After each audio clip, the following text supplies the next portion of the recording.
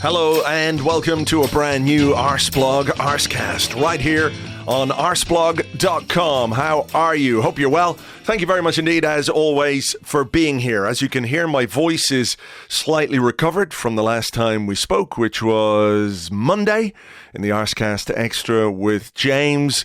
I've had a pretty chilled out week, it has to be said. The jet lag was tough this time around. Like, I've had jet lag before, but I spent about 2 days when I got back to Dublin not quite knowing what anything was or where I was or what was going on. Like, not all the time, but you just have these little moments where everything fogs over. So I was in the butcher's the other day and I was just standing looking at the meat and I just realized I had no idea what any of it was. And then you come back into the room and you understand that's a lamb chop, that's a chicken, that's a steak, that's an ostrich. I'm kidding, we don't really do a lot of ostrich here. But anyway, those are the kinds of things that happened this week. But I feel better. I've been mainlining the multivitamins, trying to eat healthy, all that kind of stuff because, well, it's preseason preparation for me right now because this time next week, more or less, we'll be on the cusp of a new season, our first game against Wolves. And it barely feels like there's been any gap whatsoever. For us as fans, imagine what it must feel like for the players, particularly those guys who are away during the summer playing Euro 2024, Copa America. But this is the job. This is the incredible good fortune they have to be the best players, among the best players in the world. They get to play football for a living. They get paid a lot of money. They get to play for the best club in the world, which is Arsenal, the club that we all love. And it's their job to go out there and perform and to win us the games and win us the points and hopefully, by the end of the season, win us the title that we're all craving. So, as we get closer and closer to the new season, we will be ramping up all the stuff that we do on the website, the usual kinds of previews. We'll be kicking back into our regular podcast schedule, both here and over on Patreon, by the way. If you're not already a member on Patreon, for every game, you get a preview podcast exclusive. We do our Premier League Roundup podcast called The 30. Every Monday, usually thereabouts, depends if there are any other fixtures.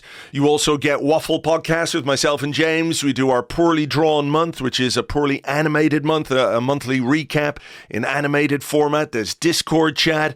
You also get access to our Fantasy Football League. We do a Fantasy Football League exclusively for our Patreon members with big prizes. So this year, our top prize is €1,000 in cash. Second prize, €500 in cash. Third prize, €250 in cash, and our fourth place prize is, of course, the fourth place trophy. Each of those prize winners also gets a brand new Arsenal shirt.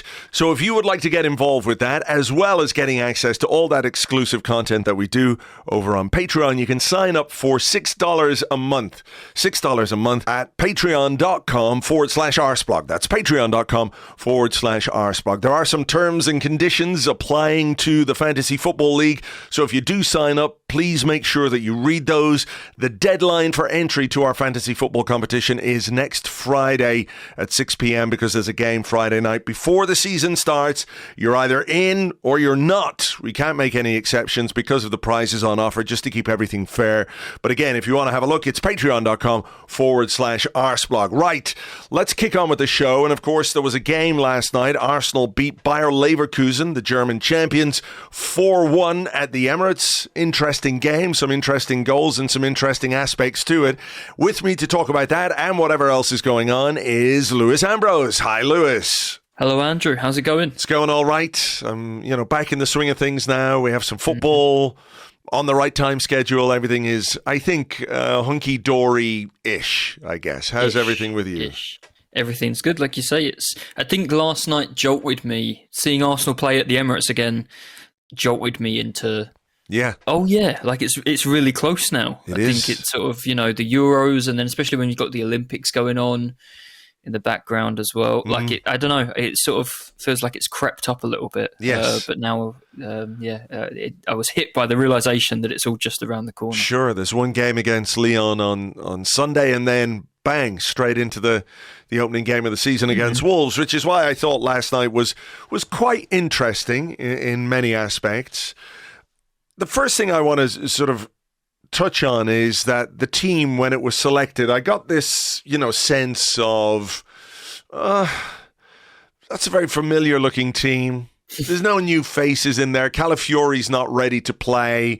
Timber has a little injury, so he wasn't involved. He as many people have pointed out, is the very definition of like a new signing. So his presence in the team would have been just a little bit more exciting. And it's like, I've seen all these guys before. There's nothing particularly new here. Oh, rubbish. They only won every game last season, basically. I mean, that's it. That's it, though. It's like, I get it, because, during the summer, you want the new signings, you want the new faces, you want the players who come in and sort of invigorate the squad. And I think there's a discussion to be had about that. And I think that is something that we need. But it's also worth remembering that last season, this team, those familiar players, won 28 games, scored a record number of goals, got a record number of points, or not quite a record number of points, but very close to it, and came within a whisker of winning the Premier League title. Yeah. So I think we do, for all the desire for new signings and new faces, have to remember that we are building on a very, very solid foundation. Yeah, I guess it's just a matter of where we are, right? Like at this point, it becomes tweaks and little tiny upgrades and the like, rather than makeovers. And like you say, these players did really well last season, and many of them the season before that as well. So it's not a surprise that we're not playing. That we won't go into the Wolves game with 3, 4, 5 new faces on the pitch, and that we don't have to do that this summer. But there is something missing kind of from the preseason feel when you don't get to see 2 or 3 new signings and maybe some of the younger players who we saw from the start in the States and at the end of the game last night. I think that gives it that preseason feel and the feel of a new season as well. I think we have this nice segmented way of experiencing football as fans, where the season ends and then we have a little bit of a break and then a new one begins. Mm-hmm. But it is just a continuation of a thing that was already happening before. Like we start from zero and we've not played this season and we've not got any points yet and we have to earn our place in a title race again. But the team as a sort of living thing that evolves is just that. It's evolving. It's not sort of, tear it all down and start from scratch every summer. Yeah, so I mean, we've done just that. A reminder of how close we actually were and how much we've built so far that we don't need to have an overhaul. Sure. I mean, that's it. It is, like you say, tweaks. It's incremental changes. It's augmenting the things that are really good about us and that were so good about us last season. And that line about, well, we've got to get more out of the players that we have. Everyone is like, oh. But, it is the first part of Mikel Arteta's job, is to literally get as much as he can from the players that he has at his disposal. It doesn't mean that you shouldn't be looking to improve, or it doesn't mean that you can't bring in new players who can give you something different, but trying to get more out of the squad, trying to get more depth, trying to build more relationships and find the ability to work within the confines of what we have in different ways is part of the manager's job. It's the biggest part of the manager's job. He has to be responsible for the performances on the pitch. And I think people obviously want new things and they don't like to hear that is, what we've got to do. But if we do get more out of what those guys gave us last season, then we're going to be in really good shape again. And if we can also add on top of that, that's where I think it gets really exciting, even if that aspect of it feels maybe a bit prosaic.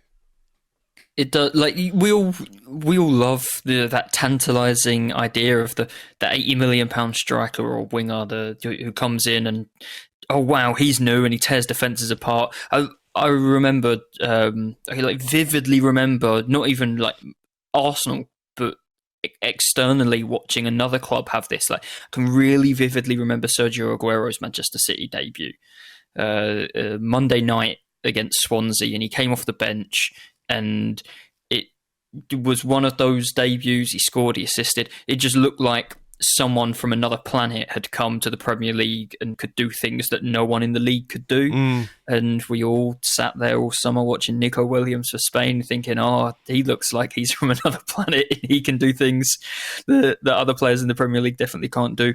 But yeah, you don't want to overlook like the players that we have already. I think if a player like that who's going to come in and hit the ground running isn't available, isn't obtainable, then you don't want to spend 50, 60 million on someone who might not even really improve what you have so far, because it's just sort of burning the money away. And when you talk about getting more out of what we have, we saw last night a couple of players who didn't give us as much as they can give us, as we've seen in the past, have, again, a really good night. Obviously, Zinchenko with the first goal, but I know you wrote this morning about Gabriel Jesus and how sharp he's looked in pre-season. And I look at Jesus and Martinelli in particular and think that between them, there were 10 Premier League goals last season. And if there's a bit more form and a bit more fitness, that's another 10 Premier League goals on top we could hope for and expect maybe from the pair of them this season. So, before you add a new forward, the existing forwards, the ones that we have, the ones that played plenty of football between them last season, a mixture of form and fitness and that kind of thing, I think there's an extra 10, 15 Premier League goals that we didn't get from them last year that we could get this time around. Yeah, I think those two in particular, Jesus and Martinelli, are the two that I'm looking at to really bring more to the table this time around. Jesus has obviously had a bit of time off. He's worked on his fitness. It's not the first time that Mikel Arteta has spoken about him in kind of glowing terms. I'm just looking for the quotes here from this morning where, he's basically saying that he is different. I think that's what he said. Let me just get it here. From day one, there's something different. His energy was different. The way he looks is different. The way he's moving is different. He really wants it. Now it's about finding consistency and doing it in any context against any opponent, etc., etc. And that really is, the key to Gabriel Jesus. I don't think anybody has ever doubted his quality as a footballer. His quality as a finisher, there have been debates, and I think those are perfectly legitimate debates. I think that is one area that probably he himself would say that if he can get his fitness right, then that's an aspect that he can improve on. But being available, being ready, whether he's playing wide, whether he's playing centre forward, as he did yesterday, producing on a consistent basis and being available regularly is a key part of what lies ahead for him. And I think if he can do that, then we have every right to expect that he could certainly, triple the amount of goals that he scored last season. Was it five or six, something like that? 4 in the league, I think. And he did look sharper in the Champions League in that group stage, especially. I think it's easy to forget that because you look at the stats and 4 Premier League goals, but I think he had as many in the Champions League as well. He looked really sharp in those games. There is a danger. I feel like I want to temper it. I don't want to let myself down. There's a danger to sort of long for a player that might not exist anymore, I think, when players have gone through injuries and that sort of thing. And you cling on to maybe what they were and what they could have been or could be rather than what they actually are. And I find myself falling into that trap with Gabriel Jesus. I find myself being able to turn a blind eye to the last 18 months and think, but the player we had in that first half of his first season at Arsenal, like if we can have that player again, before he went to the World Cup and he had that serious knee injury and needed surgery and then rushed back without recovering fully so he could play a part in the title race. And it feels like this break now, this summer, has dealt with, hopefully, finally, that issue once and for all, is the hope. But I don't want to, convince myself that, so now we're going to get that great Gabriel Jesus back that we saw in his first 5 or 6 months at the club. But the idea that we could get that Gabriel Jesus back, I don't think there's a striker out there that's moved this summer, certainly not, and that looks likely to move this summer that I'd rather have than that version of Gabriel Jesus.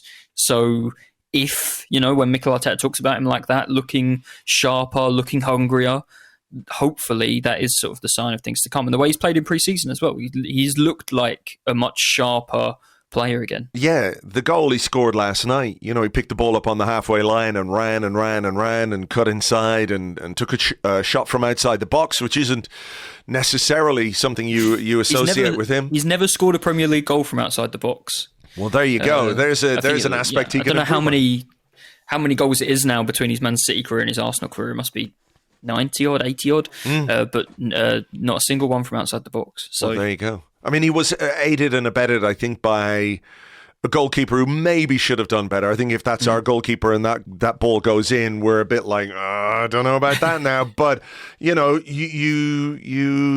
get rewarded for your endeavor in this game, and I think the fact that Jesus feels confident enough to pick the ball up on the halfway line, run at a defense, beat a couple of players, beat another guy to take the shot and score the goal. I think that is indicative of maybe how he's feeling about himself physically, but I also think scoring that goal is something that he needs for his confidence. I know he got one in the US as well, a nice goal against Manchester United at SoFi Stadium, but just the goals will be a confidence boost for a player whose finishing hasn't always been as accurate as you would like. And I think, if you get into that rhythm and that goal scoring rhythm, albeit in preseason, I think you have to caveat that as well.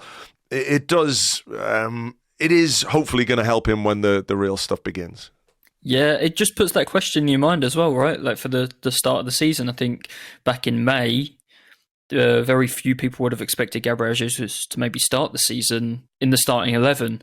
And now he's played a lot of preseason. Obviously, Havertz was at the Euros, so he joined a bit later.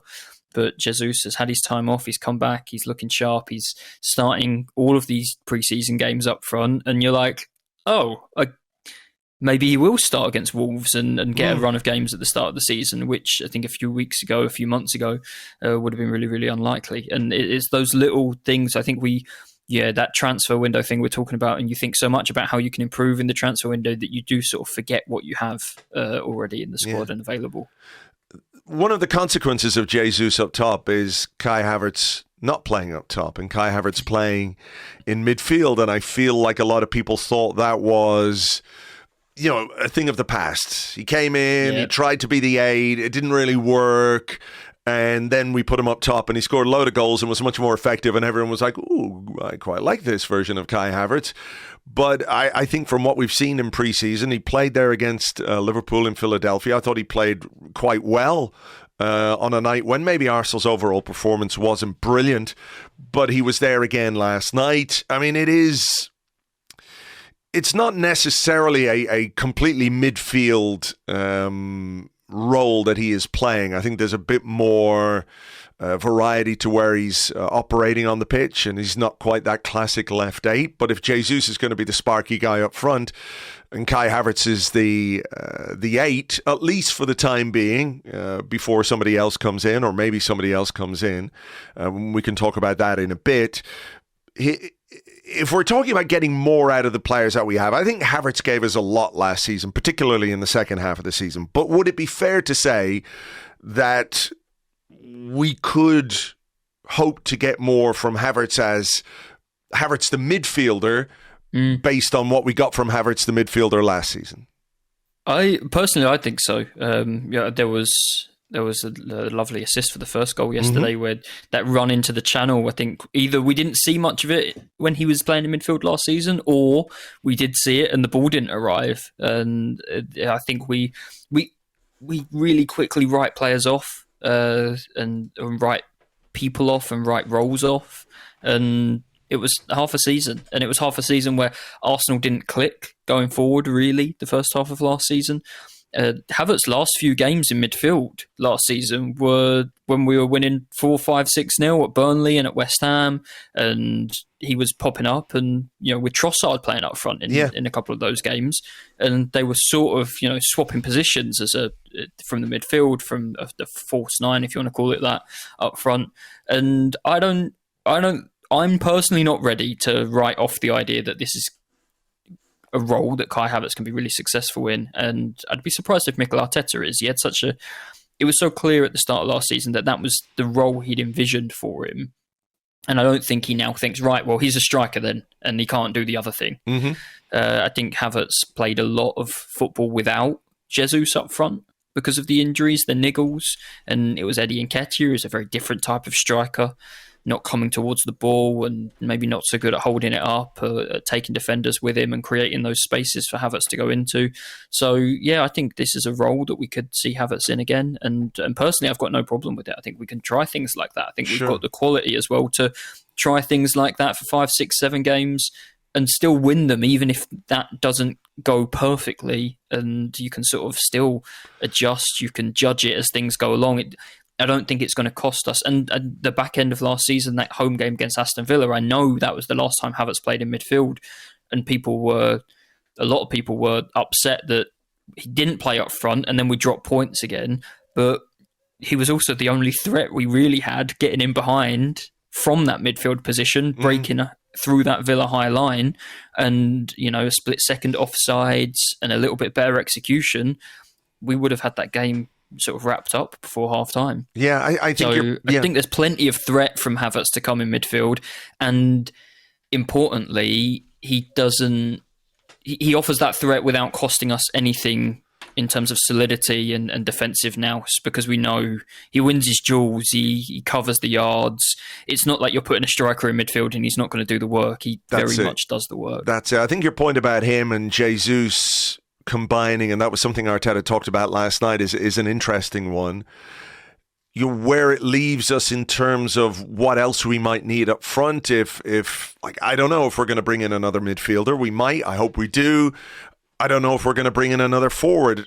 We might. I hope we do. I think it's dependent on maybe a couple of players leaving, Reece Nelson, Eddie Nketiah. Yeah. I think, if those two go, does that leave us needing more of a traditional centre forward or somebody who can operate as a centre forward rather than a wide player? Because, as much as I love what Jesus could be, going back to what we talked about him being the Jesus that first arrived, there is an element of risk as well, because he has had these injuries, and if that strikes again, and then all of a sudden your only backup for the centre forward position is Eddie Nketiah, I don't know that you can say that you've addressed that position particularly well in the transfer market. So it feels like there's some moving parts in that regard. Yeah, I think it's really hard. I think it's just really hard to find players who improve us.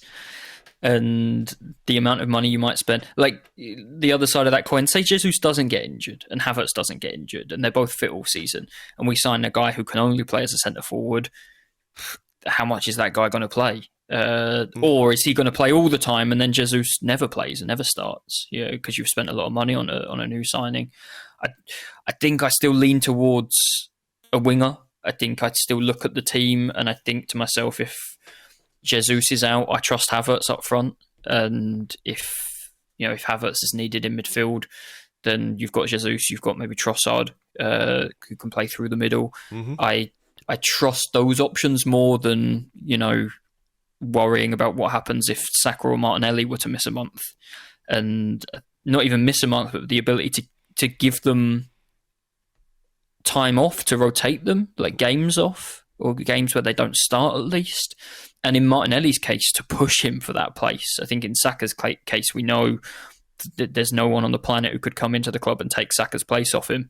In Martinelli's case, I think maybe somebody who can push him and rival him for that place on the left wing would be a healthy thing for the squad, for the competition. I think probably go through the last few windows now, and the thing I would have liked more than anything else that hasn't arrived would be a player that can play on either flank, and a winger who has that ability to beat players one-on-one, to really break games open. If you look at the games we struggled in last season, it's those not parking the bus sort of games, but the teams that would press a little bit, and that mid-block, they wouldn't sit on the edge of their own box, but they'd be nice and compact, and it was breaking those teams open. You think of Villa, Bayern Munich away, Newcastle away, the games against Fulham. Those were the games we struggled to create too much. And I think a winger, a deadly winger, is somebody who could really help there. If that doesn't come in, I still like Saka and like Martinelli and like Trossard and like Jesus and think there's enough there. But in terms of a signing, an attacking signing, it's that depth and competition for places out wide, I think, for me. Yeah, I mean, you're talking there, and my mind just immediately went to Pedro Neto. I know there's such a big risk over his injuries, his hamstring problems, but like, talk about a guy who fits the bill, being able to play on both sides, can beat men, get to the byline, makes lots of assists, he's quick, he can shoot. Again, you weigh up... Maybe the injuries, if he only started 15 times a season instead of coming into a team and starting every single game. Yeah. Maybe that helps on the injury front. Who knows? Maybe so. I thought a thing that was interesting as well about last night was, in the absence of Bukayo Saka, Fabio Vieira played on the right-hand side. I don't know if it's directly connected to that, but Arsenal were much more left side heavy in terms of going forward. But maybe that's a case when you've got Havertz, when you've got Zinchenko, and when you've got Trossard. But we had so much space down that left-hand side. We tend to veer right, if that makes sense, because, why wouldn't you? You've got Ben White, Martin Odegaard, and Bukayo Saka, this sort of triangle of brilliance over there on the right-hand side. In the absence of Saka, I think we obviously missed something. I don't really find, as I've said before, I don't find Vieira necessarily a convincing option in that position. But it is interesting as well that during preseason, that is the only position he has been played in.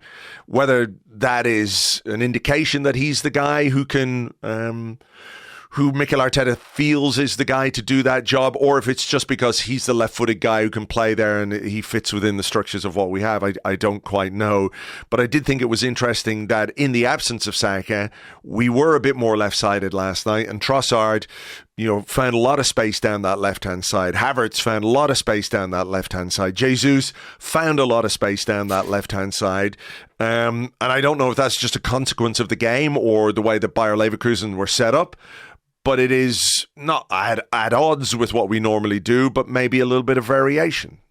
Yeah, I do think there's an element of the opposition, and Leverkusen, they sort of play with a back five, but Jeremy Frimpong plays like where Theo Walcott would play, you'd expect, as sort of the wing back, and defensively isn't the best when he is back there, and he's often not back there anyway.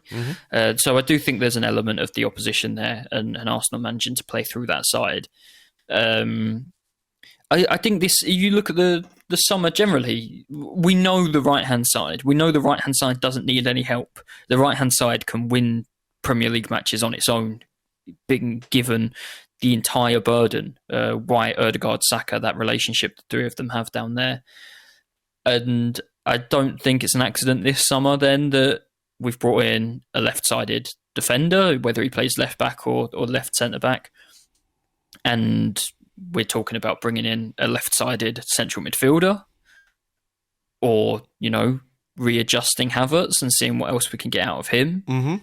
It'll be interesting to see, obviously, if Zinchenko gets back into the side after he couldn't get minutes at the end of last season. Now it looks like he'll probably start the season at left back.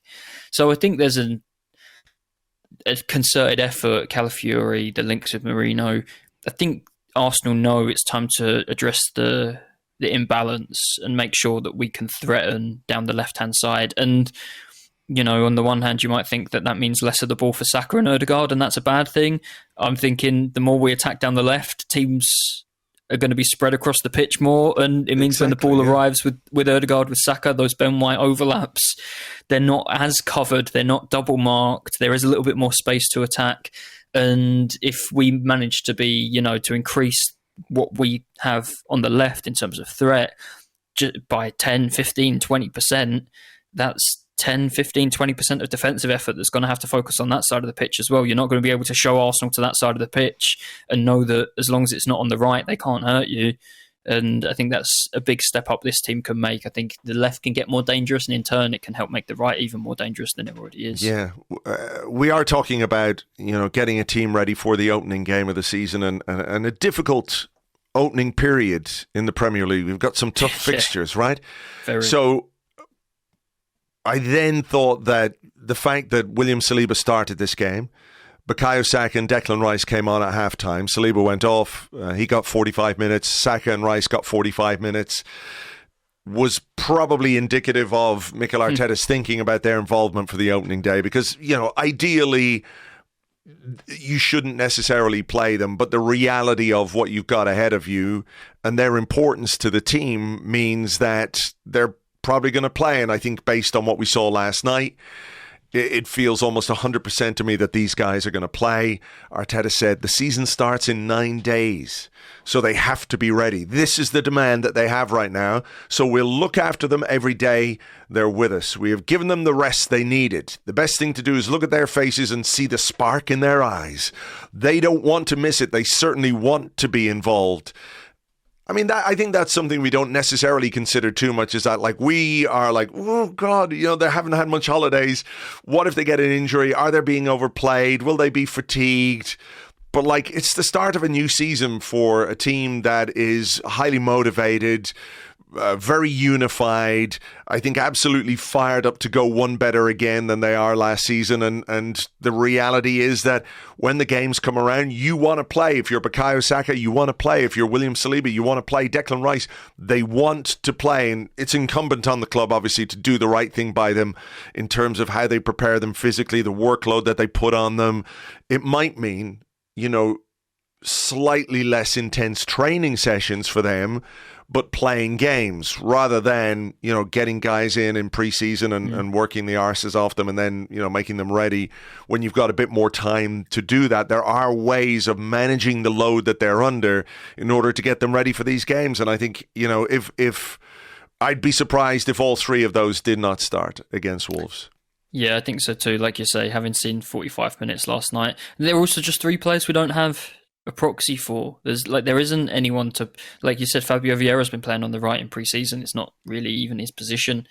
In Saliba's case, if Tomiyasu and Timber were fine, then maybe you could wait another week or two with Saliba, but Tomiyasu's out and Timber's obviously, I mean, not only carrying a slight issue right now, but he hasn't played football for a year, so I think it makes sense that you ease him back in and ease him into the season instead of throwing him in the deep end. You know, he still has to learn the team and how to play with his teammates, and maybe you don't want to throw him into that situation on top of a year without football and really take it easy with his body. We don't want to lose him again. And then Rice, I mean, I think at the base of the midfield you've got question marks over the legs on Jorginho and on Thomas Partey, and what they could do, maybe what they can do in games, but also what they can do when the games are coming thick and fast, both of them. Yeah. And, you know, that's one of Rice's positions, and the other one at the moment, Havertz is playing there. There might be a new signing, but there hasn't been a new signing to compete for that position. So I think, though, you know, it's a bit different if others were available. If Timber was available, if Tomiyasu was available, maybe they'd be taking it a little bit slower. If it was Martinelli and not Saka, you know, maybe you say, yeah, okay, we'll play Trossard the first few games of the season. But you know, these guys play in the positions where there isn't really competition for places. There isn't really, or at least available backups in Saliba's case. So I think, you know, it's the circumstances a little bit as well. And I'm curious to see what happens with Calafiori, because I think previous signings have been thrown into the team and there's a lot to learn. Declan Rice talked about it a lot last season. There's a hell of a lot to learn. We don't play like most teams, and there are a lot of details, and there is a way of playing that everybody's on board with. And most of our signings, because we've improved so quickly, Jesus and Zinchenko didn't have to learn. They came in and it was the same sort of principles that there were at Manchester City. But Havertz came in and played a lot immediately. And, you know, obviously happened with Saliba the year before coming back from his loan. Declan Rice came in and played a lot immediately. I wonder if we'll see a different approach with Calafiori, if it'll be, you know, I think Man City, you often see it's the second half of the first season where the player starts to play a lot, or it's the second season where they really hit their stride. Yeah. And I think we signed Calafiori and we all think, oh, wow, you know, 40 odd million and a big signing. The guy looked really good this summer, you know, but we've got, like we talked about, we won so many games last season. There's no need for drastic, urgent changes. Even if we didn't have an obvious first choice left back at the end of last season, maybe Zinchenko will start the season and with Gabriel inside, and then it will take a bit of time for Calafiori to come in now and then and really fight for his place and earn his place rather than it being given to him from day one. No, I think that's right. I think there is obviously some measure of caution being applied to his introduction, whether it's tactical or physical or a combination of all of those things. But it sort of makes sense. I mean, I do have slight anxiety over Zinchenko at left back for defensive reasons, and I think particular many people games do as well, right? Like you talked about that hard start, and it's opening day at home against Wolves is one thing, but then when you've got trips to Villa, to City, to Tottenham on the horizon, like those are very different challenges, for sure, especially defensively. For sure, but. Who knows who we might have back, whether Timber could come back, whether Calafiori can come in for those games. It is about finding the balance. And I think when we talk about balance, we have to talk about the two young players who really stood out in preseason, have stood out in preseason so far, Myles, Lewis-Skelly and Ethan Nwaneri, both of whom were involved again last night. Lewis-Skelly was on at half-time for Zinchenko. And did really well, I think, at left back, and plays a little bit differently than Zinchenko as well, which is quite interesting to see for a 17-year-old. And Nwaneri was involved in the fourth goal, a really good burst forward, played the ball to Bukayo Saka, low cross into the middle defender, deflects it to Havertz, and it's 4-0. And there's Havertz, by the way, in the centre-forward position, scoring that goal, But these two guys, I think, are full of promise and full of potential. Arteta talked about if they deserve minutes, they'll get minutes. We won't put any restrictions on them. He said there's no difference whether they're coming through the academy or whether we brought them in from Argentina or somewhere like that. So this I find a really fascinating discussion, because I think over the course of preseason, people were aware of these two guys. They're even more aware of them now. They're more invested in their future. They're more invested in them making that step from academy graduate to first-team player. It is the most romantic thing that can happen to Arsenal Football Club is, a player who makes the grade from the academy, because they have that connection to the club and everything else. Nevertheless, people still want signings. They want a midfield signing. They want more defensive signings. They want the, attackers brought. They're all of that. So trying to find that balance between providing minutes and opportunity and development time for these guys, while at the same time dealing with the demands of people in the transfer market or fans in the transfer market, which again, I'm not saying they're wrong. I want to see new signings come in. I feel like the squad could do with a bit of an injection, but their talent and what they're showing means that it has to be part of the thinking when you make an investment in a player. Is like, well, what is that going to do for Nwaneri if we bring in Mikel Merino, for example? Does that have a tangible impact on the minutes that he might play? And you could say, well, midfield at Arsenal, it's an area of the pitch where we've got two senior players who are in most likelihood going to leave next summer. In Jorginho and Thomas Partey, who won't be offered new deals and who are at an age where it's thank you and good night. Does that then open up the pathway for them? But you still need to give them minutes this season. It's like, sign players, but also play the youth. Yeah, we need to find a way to get 15 players on the pitch so that everybody gets what they want all the time. Yeah. I think we forget. It's easy to forget. You get excited in pre-season, like how long these players have ahead of them. Lewis-Skelly is, and Nwaneri, they're sort of the age that Fabregas broke into the Arsenal team. Yeah. And I think that's, at that age, it's something that all of us have only seen once in the last 30 years, that a player could come into an Arsenal team that wins that much and play at that age every single week. Mm-hmm. And Cesc, I think, what you said there about the quote from Arteta, like, they'll get the minutes they deserve. If they deserve it, they'll play. Like, there was no doubt that Cesc Fabregas deserved to play as much as he played because he was delivering. Mm-hmm. I think this is a similar situation. I think there's, you have to manage them. You have to manage their minutes. Their bodies are still changing. They're still growing. We've seen the problems that Emile Smith-Rowe had from sort of 18 years old playing through injury as his body was still growing, and that's sort of followed him around for 4 or 5 years now, and only now seems to be playing pain-free over the last few months of last year since that surgery. So I think there's a lot to consider. Competition for places is you can't play Myles Lewis-Skelly because of where he's from and because he's come through the academy. You can play him because you think he's the best left back for that game or for that half an hour to close that game out. And there is an element of you have to give them minutes to help them develop as well, but I think those minutes will be given as long as they are earned, right? And that's what Arteta wants to say. Like, I'm not going to give anyone minutes on the pitch for Arsenal, which is a privilege, because they're from round here or they've come through Hale End. We'll give them the minutes that they earn and that they deserve. And I think we've seen a step forward from Arteta on that front this pre-season. I think, last year, very few of one youth player, right, went with the first team squad to America.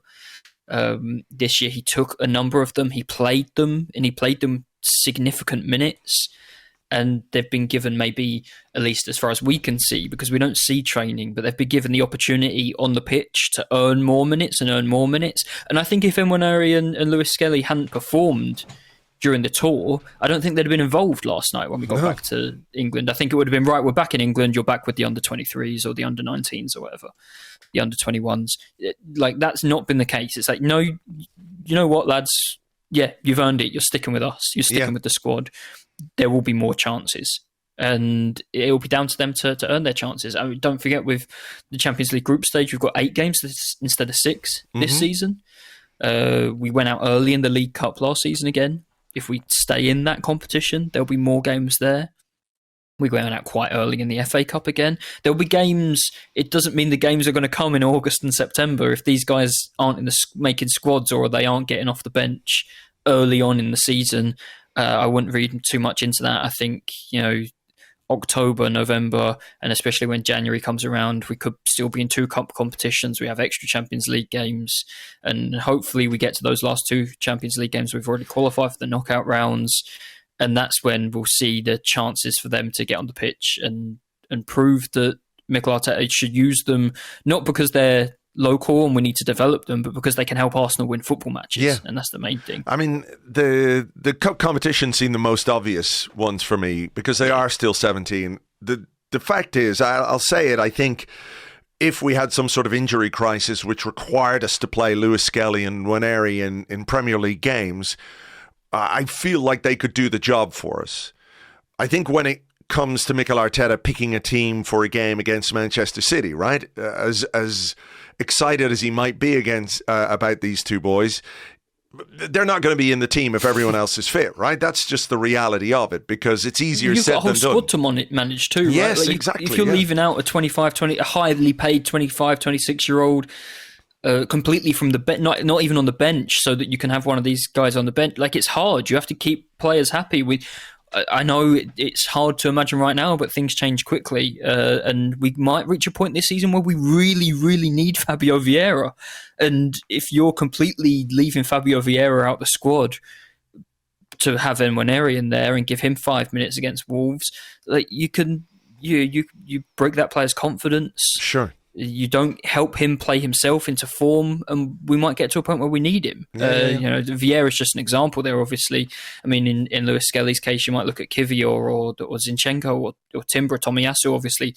If he gets on the pitch at left-back, his minutes being taken away from those senior players. So it's tough. And I think it's just good to keep in mind for all of us, because you do get excited and you want these guys so badly to make it and to leave a mark when they do get on the pitch, and you want them to have those opportunities. They're still younger than when Saka broke into the team, and Saka's still young. Saka's still got in development and a few years, probably, hopefully, until his peak ahead of him. And they're younger than when Saka started playing regularly. They're younger than when Martinelli started playing regularly. I think, I go back to Fabregas because I think that's basically the only example we've seen since maybe Tony Adams, a player at that age who can come in and play every week for Arsenal. Yeah, just temper the excitement a bit with some realism, but let's hope that these two guys, when they do get their opportunities, can take them. And I think sometimes an element of good fortune in terms of what kind of draw you get in the League Cup, what kind of draw you get in the FA Cup. Like it was Liverpool in the third round last season, rather than the sort of game where you can look at the opposition, and I don't mean to say that you don't take them seriously. Of course you do, but it allows you to go into the depths of your squad and give these younger guys a chance. So I'm looking forward to seeing, how it happens and what happens with them as well. And then, of course, there's a game against Lyon on Sunday, and we'll wait and see what kind of a team Mikel Arteta picks for that. Was there anything else from last night that stood out to you in terms of performance, individuals, collective issues? I think, these friendlies are always difficult. I think the longer the game goes on, because you so many changes from both sides and a bit of the rhythm gets lost. But just the intensity we played with in the first half, and the first half an hour especially, I would say. This looked like a team wanting to get in the mood, and it felt to me like you're almost approaching it like, right, the season starts tonight. We've got a couple of home games before Wolves, and we want to start those games right. And we go into Wolves, not hit the ground running like we've already been running for a week or two. I think that's what it was to me. It just felt serious. It felt like they were taking it seriously. The goals were lovely, all of them. Really, really nice football and nice moves and nice goals. Trossard, by the way, on the left-hand side, had a very, very good game. Again, the way he ended last season as well. That second goal especially, Trossard steals the ball and then obviously finishes it off in the end after some nice work from Jesus and Havertz and Odegaard. It was nice just to see Arsenal play at the Emirates, but play really well again. And I definitely got the feeling, the impression that these guys are really, really up for the season starting. Yes, we'll see what happens on Sunday. Let's just very quickly talk about transfers a little bit, because obviously they're on people's minds. A player who we've been linked with quite heavily is Martin Zubimendi, Real Sociedad midfielder, the guy that many people, I suppose, had earmarked to be the 6, which would allow Declan Rice to be the 8, maybe, or, we don't quite know what the plan was.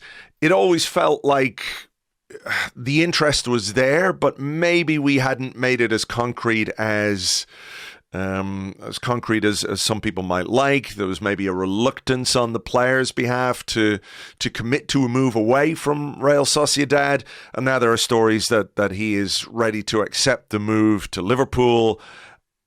It's always the way, isn't it, that people love the idea of a particular player, and then when he goes somewhere else, it's like, oh, what are we doing? But I don't quite know what to read into this one. I don't know how close our connection with this player is. I like him. I think he's a good player. I think he would be, when you talk about sort of future-proofing your midfield with, the two players, Jorginho and Partey, at the sort of tail end of their careers, he's certainly a guy who I would have been very pleased to welcome to Arsenal. Whether we go back in again, I don't know. How do you view that situation?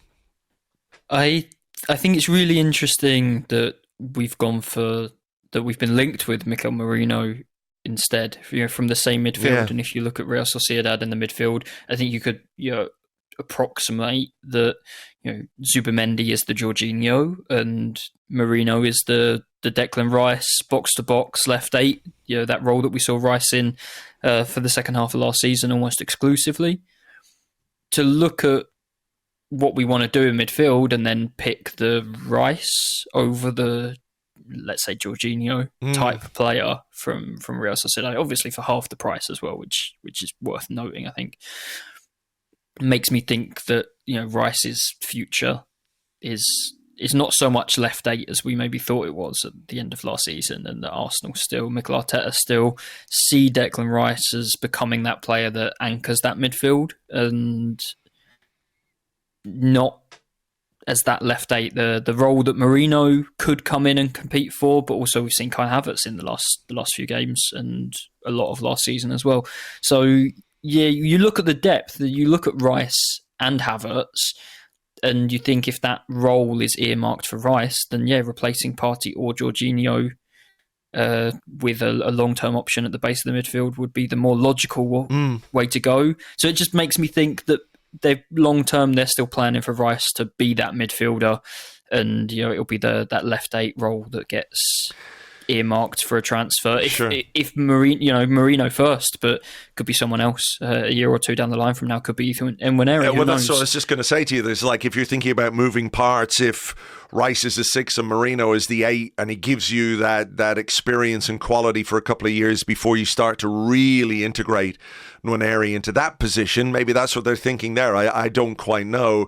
I suppose the other aspect of it is if Liverpool go in for Zubimendi and pay the release clause and he agrees to go there, does that make it more difficult for Arsenal to bring in Mikel Merino? Because Real Sociedad might say, well, look, we can't lose both of these guys, one or the other. Okay, we can live with it, but it's sort of like I don't know, if Arsenal were losing Rice and Odegaard in the same window, you'd be you wouldn't be necessarily inclined to let that happen.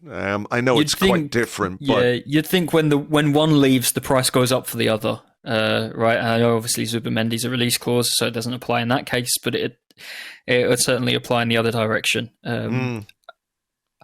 They've got 1 year left, Mikel Merino, on his contract. Yeah. So I don't know, if there's 1 year left and he wants the move, I don't know how much they'll be able to budge. I don't know. You never know how difficult a player might make it for the club to keep them.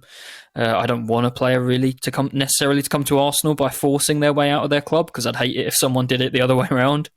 It seems like he wants the move, and the others who were linked, Barcelona, Atletico Madrid, are not going to pursue it, and that he's convinced of Arsenal, according to all of the reports in both Spain and England. So I don't know how much it moves, 5-10 million, if that is going to be needed on top of what Arsenal were hoping to pay to make sure that it happens. It might allow them to offer him better terms if they want to keep him as well, to have that influx of Zubimendi cash.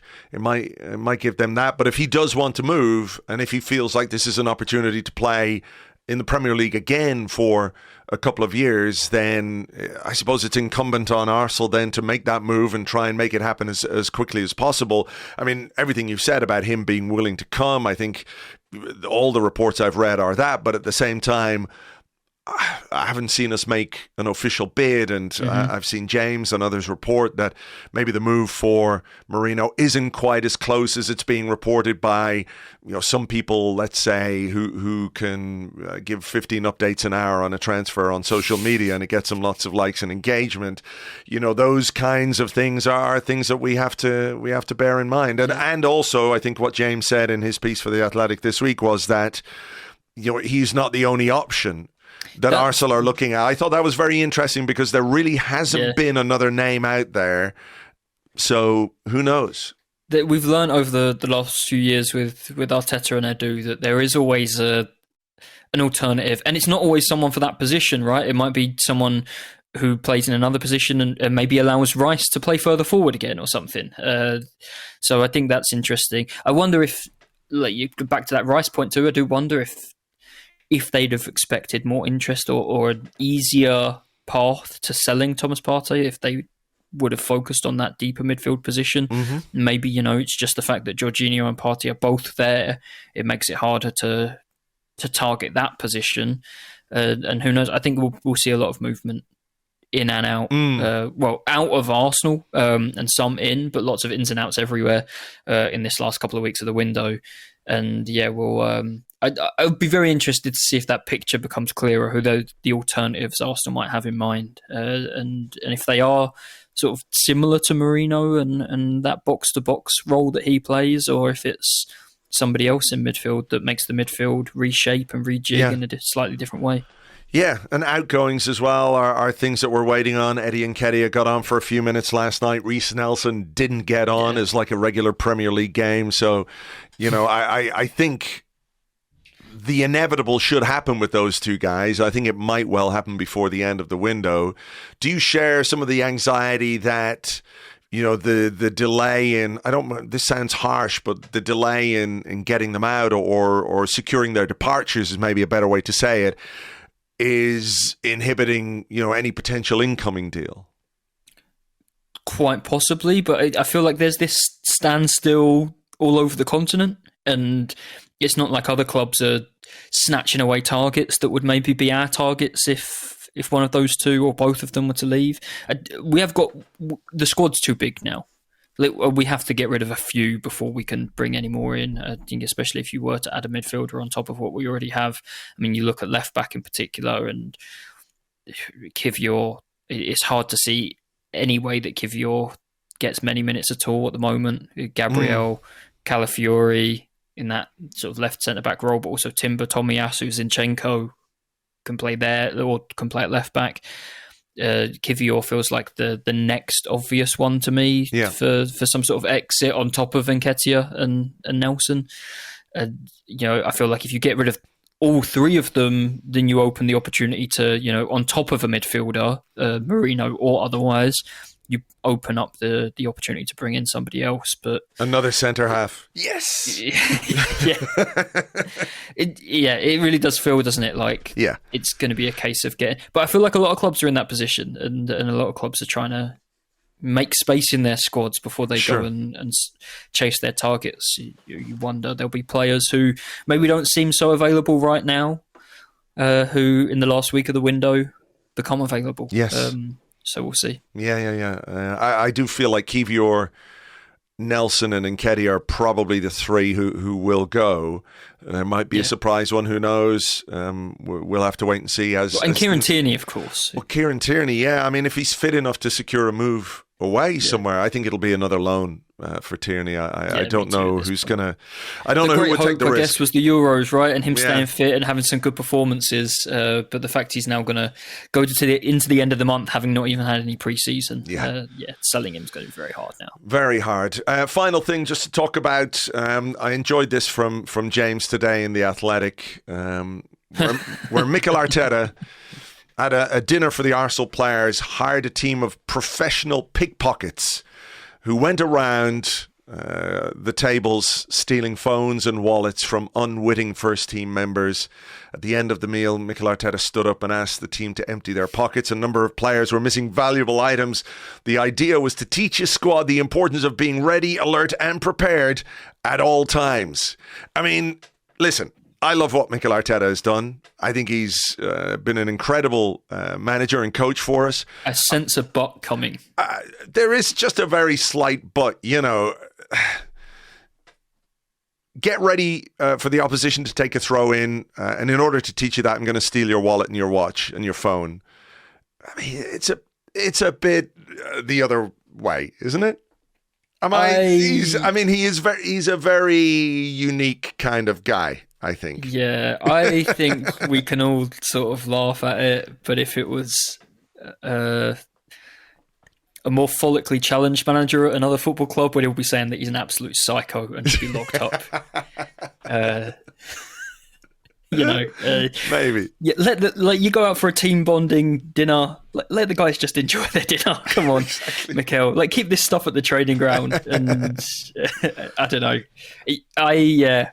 Obviously, we'll be reading James's Athletic long read on how Arsenal won the title and us being switched on at a quick corner or something. That was the difference. That was the marginal gain. This will be the thing that kept everybody switched on alert every second of every game this season. Declan Rice afterwards going, I remember that time that a pickpocket stole my wallet at a dinner, and I noticed that Man City were about to take a quick throw in, and I intercepted and sent the ball up the field to Gabriel Jesus to score the goal that ultimately wins us the title. I understand the lesson that's being taught, right? It just feels like maybe not the time and the place and the method to teach that lesson. I don't know. I mean, I think there is also something to creating an environment of slight unpredictability, which I think is interesting for players, because I think do you remember that Zinchenko talking about before the North London derby?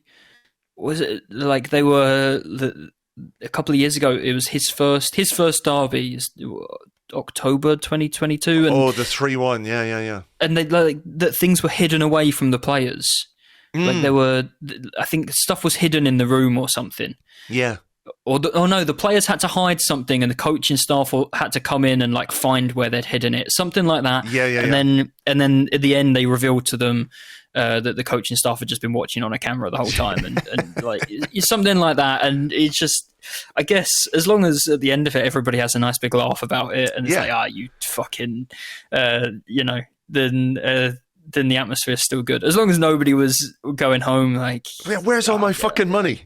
Fucking tricked me again, the prick. Like, as long as no one went home in that kind of mood, then I guess there's only a benefit.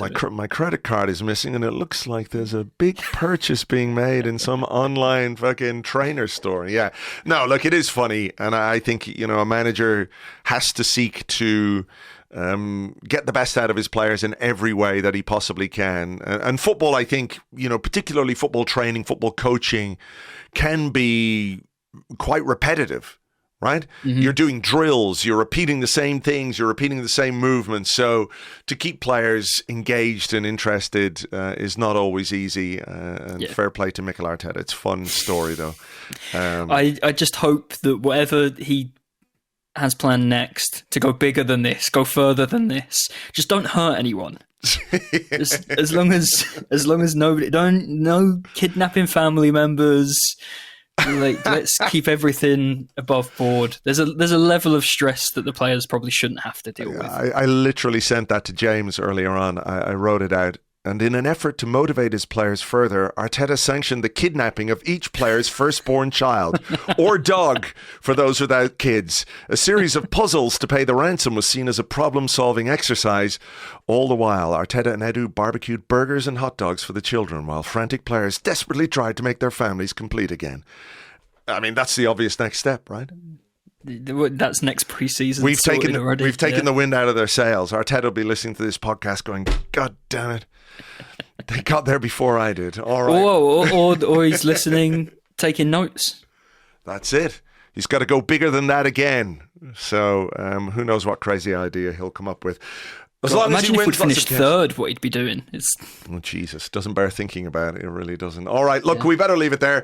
Lewis, as ever, thank you very much. I look forward to previewing the next game, or the first game of next season, with you over on Patreon next week. But for now, take it easy. Thanks, Andrew.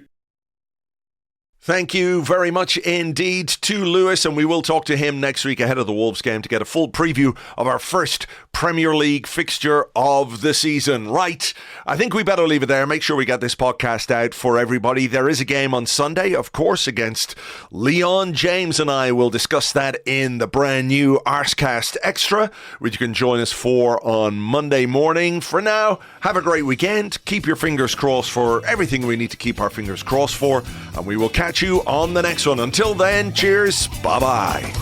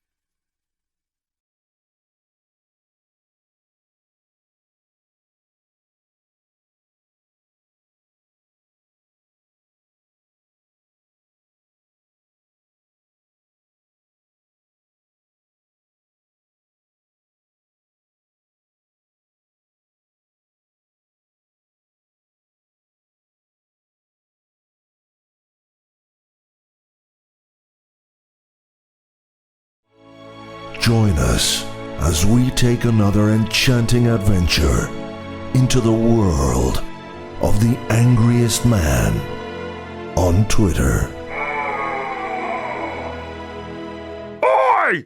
It has come to my attention that despite my rage and fury at all things related to Arsenal, I am no longer the angriest man on Twitter. As such, I hereby announce my retirement, effective immediately. I will leave Twitter in the disgusting hands of the racists, sexists, homophobes, bigots, porn bots, smut peddlers, Nazis, neo-Nazis, mega-Nazis, and Tottenham fans. You can all go fuck yourselves. As for me, I will find a new pathway in the world. Somewhere where I can converse with people respectfully and with intelligence and candour. Where that might be, I do not know. Let me have a look. Oh, this Facebook looks interesting. Here we go! Next week, another madcap adventure with the kindest man on Facebook. There's nobody here!